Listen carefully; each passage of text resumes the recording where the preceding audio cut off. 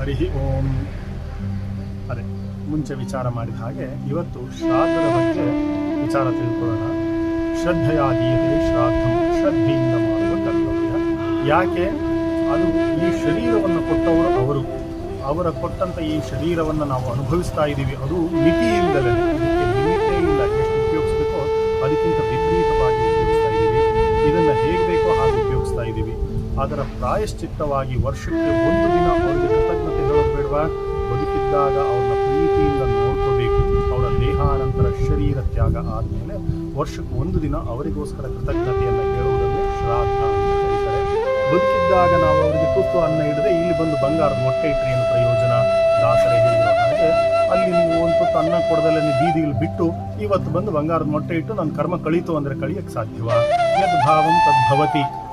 For every action there is a equal and opposite reaction. ನೀವು ಮಾಡಿದ್ದು ನಿಮ್ಮ ಮಕ್ಕಳಿಂದ ಅನುಭವಿಸೋದಕ್ಕೆ ರೆಡಿಯಾಗಿರಬೇಕು. ಹಾಗಾಗಿ ಅವ್ರನ್ನ ಪ್ರೀತಿಯಿಂದ ನೋಡ್ಕೊಳ್ಳಿ. ನನಗೆ ಆ ರೀತಿ ಬರುತ್ತೆ ಅಂತ ನೋಡ್ಕೋಬೇಡಿ. ಆದರೆ ಅವ್ರು ಕೊಟ್ಟಂಥ ತ್ಯಾಗ, ಅವ್ರು ಮಾಡಿದಂಥ ತ್ಯಾಗವನ್ನು ನೆನೆದು ಅವರಿಗಾಗಿ ಇವತ್ತು ನೀವು ಸ್ವತಂತ್ರ ದಿನಾಚರಣೆ ಆಚರಿಸುವಾಗ ನಿಮ್ಮ ಹಿರಿಯರು, ನಿಮ್ಮ ಯಾರು ಬಲಿದಾನ ಮಾಡಿದರೋ ಅವ್ರನ್ನೆಲ್ಲ ನಾವು ಸ್ಮರಿಸೋದಿಲ್ವಾ? ಹಾಗೆಯೇ ನಮ್ಮ ಜೀವನಕ್ಕಾಗಿ ನಮ್ಮ ಹಿರಿಯರು ಬಲಿದಾನ ಮಾಡಿದ್ದಾರೆ, ಅದನ್ನು ನಾವು ಸ್ಮರಿಸೋದು ಬೇಡವಾ? ಅವರಿಗೆ ಸಣ್ಣ ಸಣ್ಣ ಆಸೆ. ಬೀದಿಯಲ್ಲಿ ಯಾರೋ ಒಂದು ಬಿಸ್ಕತ್ ಕೊಟ್ಟರೆ ನನ್ನ ಮಗುಗೆ ಅಂತ ತಗೊಂಡು ಹೋಗಿ ಕೊಡೋದಿಲ್ವಾ? ಯಾರಾದರೂ ಒಂದು 10 ರೂಪಾಯಿ ಕೊಟ್ಟರೆ ನನ್ನ ಮಗು ಪೆನ್ನಿಗಾಗುತ್ತೆ ಅಂತ ಹೇಳಿ ಬಚ್ಚಿಟ್ಕೊಂಡು ನಮ್ಮ ಸಂರಕ್ಷಣೆ ಮಾಡಿದಂಥ ನಮ್ಮ ಹಿರಿಯರಿಗೆ ನಾವು ಹೇಗೆ ಬೇಕೋ ಹಾಗೆ ಮಾತಾಡಿದರೆ ಇದು ನ್ಯಾಯನ? ಆ ಪಾಪ ಪ್ರಾಯಶ್ಚಿತ್ತವೇ ಈ ಶ್ರಾದ್ದ. ಈ ಜೀವನದಲ್ಲಿ ಆಗುವಂಥ ಏರುಪೇರು. ಎಷ್ಟೋ ಜನ ಬಂದವರು ಹೇಳ್ತಾರೆ, ನಾನೇನು ತಪ್ಪು ಮಾಡಿಲ್ಲ ಸ್ವಾಮಿ, ಆದರೂ ನಮಗೆ ಯಾಕೆ ಈ ಥರ ಶಿಕ್ಷೆ? ಮಾಡಿದ್ದುಣ್ಣೋ ಮಹಾರಾಯನೇ ಹೊರತು ಇಲ್ಲದೇ ಇರೋದು ಬರುವುದೇ ಇಲ್ಲ. ಹಾಗಾಗಿ ಬದುಕಿದ್ದಾಗ ಅವ್ರನ್ನ ಪ್ರೀತಿಯಿಂದ ನೋಡ್ಕೊಳ್ಳಿ. ಅವರ ದೇಹಾನಂತರ ದೇಹವನ್ನು ತ್ಯಾಗ ಮಾಡಿದಾಗಲೇ ಅವ್ರು ಹೋಗುವಾಗ ನನಗೆ ಈ ದೇಹ ನಂದು ವಾಪಸ್ ಕೊಟ್ಬಿಡಪ್ಪ, ನಾನು ತಗೊಂಡು ಹೋಗ್ಬಿಡ್ತೀನಿ ಕೊಡೋಕ್ಕಾಗಲ್ಲ. ಅವರು ಒಂದು ವೇಳೆ ನಾನು ಕೊಟ್ಟ ದೇಹ ನನಗೆ ವಾಪಸ್ ಕೊಟ್ಬಿಡಪ್ಪ ಅಂದಿದ್ರೆ ನನಗೆ ಕೊಡುವ ತಾಕತ್ತಿದೆಯಾ? ಕೊಟ್ಟು ಕಳ್ಸೋಕ್ಕಾಗುತ್ತಾ? ನಾನು ಕೊಟ್ಟ ಹಾಲು ನನಗೆ ಕೊಟ್ಬಿಡಪ್ಪ, ನನ್ನ ಕಿಡ್ನಿ ನನಗೆ ಕೊಟ್ಬಿಡಪ್ಪ, ನಾನು ತಗೊಂಡೋಗಿ ಅನಾಥಾಶ್ರಮಕ್ಕೆ ಹಾಕೊಂಡ್ರೆ ಹಾಕೋ ತಾಕತ್ತಿದೆಯಾ ನಮಗೆ? ಹಾಗಿಲ್ದಲೇ ಇದ್ದಾಗ ಅವ್ರನ್ನ ಎಚ್ಚರಿಕೆಯಿಂದ ಪ್ರೀತಿಯಿಂದ ನೋಡ್ಕೊಳ್ಳೋದೇ ಜೀವನ.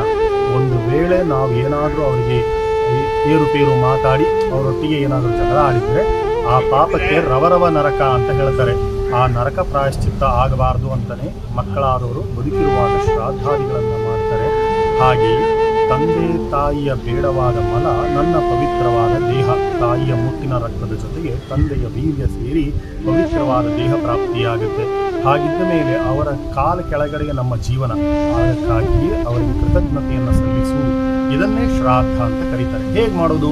ಅದಕ್ಕೆ ಬೇರೆ ಬೇರೆ ವಿಧಾನಗಳಿವೆ.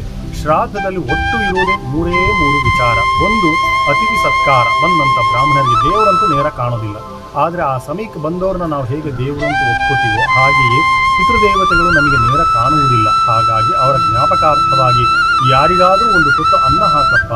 ಅತಿಥಿಗಳನ್ನು ಕರೆದು ಅವರ ಸತ್ಕಾರ, ಕಾಲು ತೊಳೆದು ಅವ್ರಿಗೆ ಕೈ ತೊಳೆದು ಅವ್ರಿಗೆ ಊಟಕ್ಕೆ ವ್ಯವಸ್ಥೆ ಮಾಡೋದು.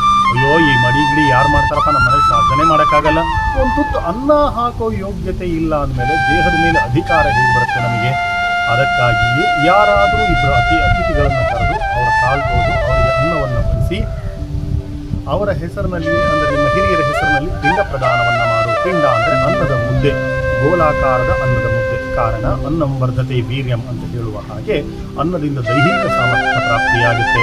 ಅನ್ನಂ ನ ನಿಂದ್ಯಾತ್ ಅನ್ನಂ ಬಹುಕುರ್ವಿ, ಇವೆಲ್ಲ ವೇದಗಳೇ ಹೇಳುವ ಹಾಗೆ ಅನ್ನ ನನ್ನ ಶರೀರದ ಮುಖ್ಯವಾದ ಅಂಶ. ಹಾಗಾಗಿ ಅನ್ನದಲ್ಲಿ ಮಾಡಿದ ಮುದ್ದೆಯನ್ನು ಅವರಿಗೆ ಸಮರ್ಪಣೆ ಮಾಡು. ಅವರು ಊಟ ಮಾಡಿದ್ರಿಂದ ಅವರ ಸಾಮರ್ಥ್ಯದಿಂದ ನನ್ನ ದೇಹ, ನಾನು ಊಟ ಮಾಡೋದ್ರಿಂದ ನನ್ನ ಮಗುವಿನ ದೇಹ. ಹಾಗಾಗಿ ಅನ್ನದಲ್ಲಿ ಗೋಲಾಕಾರವೇ. ಯಾಕೆ ಅಂದರೆ ನಾವೆಲ್ಲರೂ ತಾಯಿಯ ಗರ್ಭದಲ್ಲಿ ಗೋಲಾಕಾರವಾಗಿರ್ತೀವಿ. ಮೊಟ್ಟೆಯ ಆಕಾರದಲ್ಲಿ, ಪಿಂಡದ ಆಕಾರದಲ್ಲಿ, ಗರ್ಭಪಿಂಡ ಅಂತಲೇ ಕರೀತಾರೆ ಅದನ್ನು. ಈ ಯೂನಿವರ್ಸಿನ ಮೂಲವಾದ ರೂಪವೇ ಸರ್ಕಲ್. ಹಾಗಾಗಿ ಅಂಡಾಕಾರದಲ್ಲಿ, ಗೋಲಾಕಾರದಲ್ಲಿ ಪಿಂಡ ಪ್ರದಾನವನ್ನು ಮಾಡು. 3 ಯಾಕಿರುವುದು ನಾವು ಅಂದರೆ ನಮ್ಮ ದೇಹದಲ್ಲಿ ನಮ್ಮ ತಂದೆ ತಾಯಿ, ಅವರ ತಂದೆ ತಾಯಿ, ಅವರ ತಂದೆ ತಾಯಿ, ಈ 3 ಜನರ ಅಂಶ ಮಾತ್ರ ದೇಹದಲ್ಲಿ DNA ರೂಪದಲ್ಲಿ ಕರೆಯುತ್ತೆ. ಅದರ ಮೇಲ್ಗಡೆಗೆ ನಮ್ಮ ದೇಹದಲ್ಲಿ DNA ಇರುವುದಿಲ್ಲ. ಇರುತ್ತೆ ಅನ್ನೋದಾದ್ರೆ ಇಲ್ಲಿ ನಮ್ದು ರೀಜನರೇಟ್ ಮಾಡಿ, ನಮ್ದು ವಿಶ್ವಾಮಿತ್ರ ಗೋತ್ರ ಇಲ್ಲಿ ಮತ್ತೆ ರೀಜನರೇಟ್ ಮಾಡೋದಕ್ಕೆ ಸಾಧ್ಯವಾ? ಹಾಗಿದ್ದು ಇಲ್ಲ ಅನ್ನೋದಾದ್ರೆ ಅವರು ಕೊಟ್ಟಂತ ಈ ಶರೀರ ಅವರಿಗಾಗಿ 3 ಜನರಿಗೆ ಪಿಂಡ ಪ್ರದಾನವನ್ನು ಮಾಡು. ಅದನ್ನೇ ಪಿಂಡ ಪ್ರದಾನ. ಇನ್ನೊಂದು ಕೊನೆಯ ಭಾಗ ತರ್ಪಣ. ತರ್ಪಣ ಅಂದ್ರೆ ಅರ್ಪಣೆ. ಬಂದಂಥವರಿಗೆ ಕೃತಜ್ಞತೆಯನ್ನು ಸಲ್ಲಿಸಿ ಪಿತೃದೇವತೆಗಳಿಗೆ ತೋರಿಸುವ ಗೌರವವನ್ನೇ ತರ್ಪಣ ಅಂತ ಕರೀತಾರೆ. ಕೆಲವರು ಮನೆಯಲ್ಲಿ ಎಡೆ ಇಟ್ಕೋತಾರೆ, ಹಿರಿಯರ ಫೋಟೋ ಇಟ್ಟು ಧೂಪ ದೀಪ ಹಾಕಿ ಹಿರಿಯರನ್ನ ಅವ್ರ ಕುಟುಂಬದವ್ರನ್ನ ಕರೆದು ಅವರಿಗೆ ಊಟ ಬಡಿಸಿ ಮಾಡ್ತಾರೆ. ಇನ್ನು ಕೆಲವರು ಯಾವುದಾದ್ರು ತೀರ್ಥಕ್ಷೇತ್ರಗಳಿಗೆ ಹೋಗಿ ಅಲ್ಲಿ ಪಿಂಡ ಪ್ರದಾನವನ್ನು ಮಾಡಿ ಬರ್ತಾರೆ. ಇನ್ನು ಕೆಲವರು ಏನೂ ಮಾಡೋಕ್ಕಾಗೋದಿಲ್ಲ ಸ್ವಾಮಿ, ನಾವು ಹೋಗಿ ಅನಾಥಾಶ್ರಮದಲ್ಲಿ ಅನ್ನದಾನ ಮಾಡಿ ಬರ್ತೀವಿ, ತಪ್ಪಲ್ಲ. ಆದರೆ ಪಿಂಡ ಪ್ರದಾನವನ್ನು ಮಾಡಲೇಬೇಕು ಅಂತ ಶಾಸ್ತ್ರ ಹೇಳುತ್ತೆ. ಕಾರಣ, ನಾವು ಪ್ರತಿ ಬಾರಿ ಪಿಂಡ ಪ್ರದಾನ ಮಾಡಿದಾಗ ನಮ್ಮ ದೇಹದಲ್ಲಿ ಗೊತ್ತಿಲ್ಲದೆ ಒಂದು ಹಾರ್ಮೋನ್ ಜನರೇಟ್ ಆಗುತ್ತೆ. ಆ ಹಾರ್ಮೋನು ನಮ್ಮ ಶರೀರವನ್ನು, ನಮ್ಮ ಕ್ರೋಮೋಸೋಮ್ನ ಶುದ್ಧಿ ಮಾಡುತ್ತೆ. ಅದರಿಂದ ಉತ್ಪತ್ತಿಯಾಗುವ ಆ ಕ್ರೋಮೋಸೋಮ್ ನಮ್ಮ ಮತ್ತೆ ಮುಂದಿನ ಸಂತಾನಾಭಿವೃದ್ಧಿಗೆ ಸಹಾಯ ಮಾಡುತ್ತೆ. ಈಗ ನನಗೆ ಆಲ್ರೆಡಿ ಮಕ್ಕಳಾಗಿದ್ದಾವಪ್ಪ, ಈಗ ಯಾಕೆ ಪಿಂಡ ಪ್ರದಾನ ಮಾಡಲಿ?